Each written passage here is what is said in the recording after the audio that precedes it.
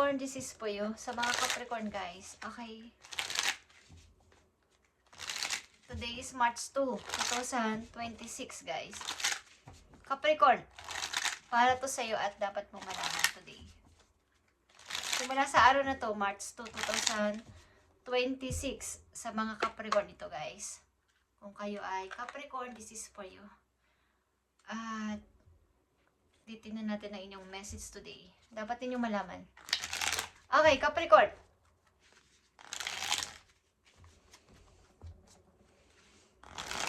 Today is March 2.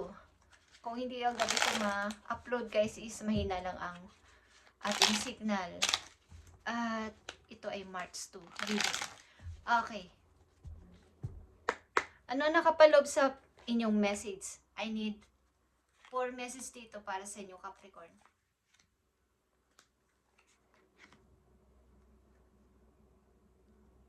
Okay. Andito ang Wheel of Fortune, guys. Yes. Unang message sa mga Capricorn is fated meeting. Important connection. Okay. Meron sa inyo makikipagkita o gusto makipag-meet. Ito ay importante yung kakoneksyon na tao. Capricorn, at maybe this is a tamang timing. Okay? Wheel of Fortune is here. Ito ay isang good news para sa'yo. Something na may kikitain kayong person na parang matagal na tong pinagplanuhan. Okay? Ito ay importanteng kakoneksyon. Sa inyo, ito ay love. May kaugnayan sa love. Okay. Capricorn. Yeah. Isang person na nagbabalak sa inyong maghandog ng pag-asa. Capricorn. Maaring may kasamang pangkabuhayan or may kinalaman sa pagpapaunlad sa inyong money. Okay? Ang person na to ay may plano kayong handugan ng magbigay ng offer, magbigay ng suggestion. Okay, ito ay magkikita kayo. Importanteng kakoneksyon mo to o importanteng tao sa buhay mo, Capricorn. At nandito ang 5 of Wands. Okay. At nandito ang 10 of Pentacles. Nakikita nyo to guys. Parang humuhupa na yung mga away-away din sa paligid. Maaring sa pamilya nyo rin is may konti ng paglalaylo sa mga pag-away-away o something pagtatalo-talo. Okay. Knight of Swords. Okay guys. Meron ditong person talaga na gusto sa inyo mag-offer something, parang magsimula tayo, Capricorn. Okay? Plano ng person na to na makipag-usap ng masinsinan sa'yo. Okay? Ito ay makakasama mo long term, panghabang buhay. At maaari ito yung tamang timing na paparating ang tao na to sa buhay mo. Ang tao na to ay handa kang ipaglaban kahit sa anumang sitwasyon sa buhay mo, Capricorn.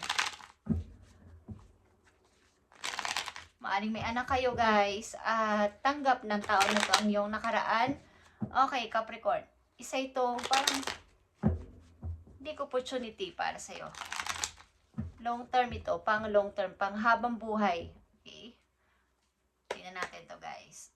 Para sa mga Capricorn, nakakoneksyon dito sa fated meeting. Important connection para sa kanila. Tingnan natin na inyo pang mga message dito. Guys, Capricorn. Yeah. Ano ito ang High Priestess, guys? Ito ay secret planning. Sikretong pagpaplano. Okay? Maaaring ito ay hindi nyo pinagsasabi. Alam nyo man to o kaya ay may mga plano kayo but hindi nyo muna to sinasabi kahit kanino. Okay, guys. Maaaring may natutunan kayo. Nakikita nyo ba tong King of Pentacles? Ito ay inyong energy. But maaaring kapareho nyo rin, Capricorn. Ang person na to, ang energy na inyong kakoneksyon is katulad nyo rin na may, kumbaga, gusto na lumagay sa tahimik. Yung loyal, grounded ang person na to. May pagka-seryoso pagdating sa usaping ganito. Usaping may kinalaman sa pagiging honest, sa pagkabuhayan, is gusto ng tao na to. Yung taong mapagkakatiwalaan niya. Maaaring matagal na tong single. Yeah, something plan talaga guys. Plan din ng, kumbaga, hindi lang isa o hindi lang isang tao ang may gustong mag-forward papunta sa iyo, Capricorn. Meron din gusto mag-sorry. Mga nagkaroon kayo ng sama ng loob. Okay, maaaring 5 years ago. Okay, meron.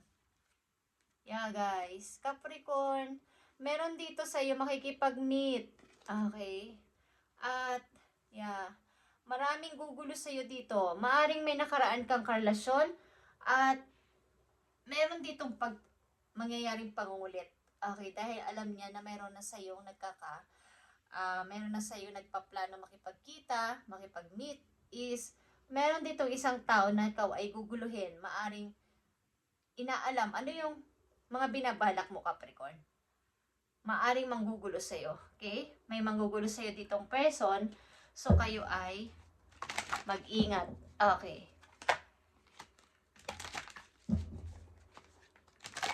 Meron sa iyo ditong gustong makipagkita, guys. Makipagkita. At ito ay maring long term. Pang long term na. At maring malayo ang tao na to sa iyo, Capricorn. At meron din ditong gustong manggulo sa iyong pananahimik at mga sikreto mo gustong malaman ng person dito sa kabilang side. Okay. Tingnan natin to, guys. Ang person na to ay yung soulmate maybe. Okay, dito ang 2 of cups. At ito ay long term. Tingnan natin ito, Capricorn. Fated meeting ito. Parang pinatatag ng panahon ng inyong pagkakakilala. Tingnan natin ito, guys. Capricorn, March 2, 2026. Finally, magkakaroon na kayo ng pag-meet ng tao na to. Yeah. King of Pentacles and King of Cups is here. Matagal na tong talaga nag-iisa sa buhay at gusto niya ng maaaring makakasama sa buhay pang long term. Okay.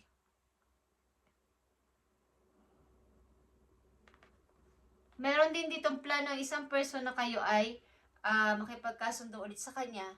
Something na ito ay nagkaroon kayo ng away o hidwaan ng mga taon na nakalipas. Maaring iniwan ka dito sa kawalan, meron ditong magbabalik din sa buhay mo. Okay. Andito ang awakening, guys. Sinigising ka na yung angel na ito na yung tamang tao para sa'yo. Okay? Ito na yung tamang timing para sa'yo. Guys, andito ang love. Andito ang 2 of cups, andito pa ang love. Maring kahit anong mangyari, paglalaban ka ng tao na to. Okay? At ganito yung tamang time na kayo ay magkita. At ito ay magandang good news para sa'yo. Isang magandang good news. Guys, ito ay pinagtibay ng panahon ang samahan na to.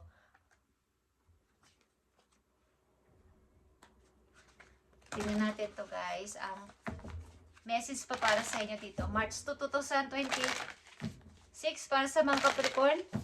Maring kayo ay long distance ang relasyon na to, guys. Matagal na nag-iisa sa buhay ang tao na to na magbibigay sa iyo ng pag-asa. Maaring may magbabalik din sa buhay mo dito na taong nang iwan sa iyo dati. At nandito yung iyong mga guides para sabihin na ito na yung tamang time, tamang timing na magising ka. May tao sa iyo naghihintay. May tao sa iyo nagmamahal ng tunay. Okay, Capricorn. Let your fears dissolve. Okay, Capricorn. Huwag kang matakot kung ano man itong kung may mga takot ka sa puso mo, sa pag-ibig, o sa pagbubukas ulit ng puso mo sa bagong pag-ibig is, let your fears dissolve. Isang mahalagang message ito for you, Capricorn, sa may kaugnayan dito sa sitwasyon ninyo, na may kaugnayan dito.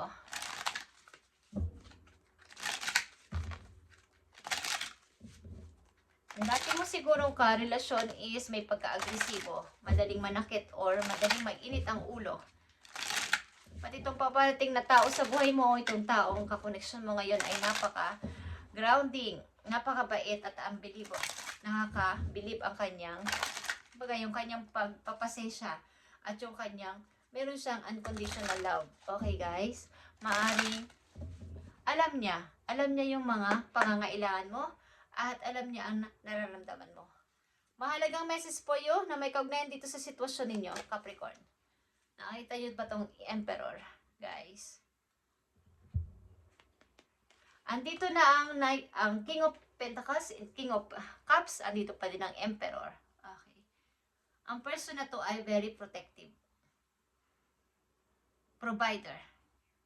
Okay? Something na kaya kang i-provide. Kaya kang pag-protectionan. Kung ano man ang mga sitwasyon na lagyan mo o maaring pangangailangan mo is gusto niya siya yung lagi mong sasabihan unang-una. Kasi alam niya yung kaya niyang ibigay sa'yo. Alam niya yung nararamdaman mo. Okay? Alam niya yung pangangailangan mo. Capricorn. Okay. Mga ilan sa inyo dito ay may darating na tao na talaga magmamahal sa inyo, guys. At ito ay fated meeting. Ito ay kumbaga hinubog ng panahon ang pagsasama na to, ang relasyon na to. Kaya maganda ang kakalabasan. Naghintay ang person na to sa tamang taong parating sa kanya. At ikaw yun, Capricorn. Natin. Message for you. Last message for you. Andito ang playfulness, guys. This is as a reminder to not take things too seriously and bring more balance between wisdom and playfulness. You might need to lighten up about the matter that had been your mind for a while. Okay. Magkaroon ka ng balance sa iyong mga ginagawa sa buhay at yung between wisdom and pagka-playfulness mo is magkaroon ng balance. Kaya andito ang the High Priestess. Okay. Yung pag seryosong usapan, seryoso. Pag medyo pabiro-biro or something pa loko-lokohan is pwede. Kaya lang lagyan ng balance. Okay? Para alam mo yung, kumbaga, kung ano yung dapat mong gawin sa mga susunod mong hakbang is pagbukurin mo yung mga emotion mo sa ganong bagay. Pag seryoso ang usapan, seryoso. Capricorn, pag maaaring yung tao na to ay seryoso sa iyong maghahandog ng may offer. But ang ilan sa inyo dito ay parang mayroong pagdududa o something na may gumugulo kasi sa kabilang side. Okay, marito ay inyong dating naka-relasyon na may anak kayo dito o may anak sa inyo. Okay guys? Thank you and God bless, Capricorn. At ito inyong reading ngayong March 2, 2026. Thank you and God bless.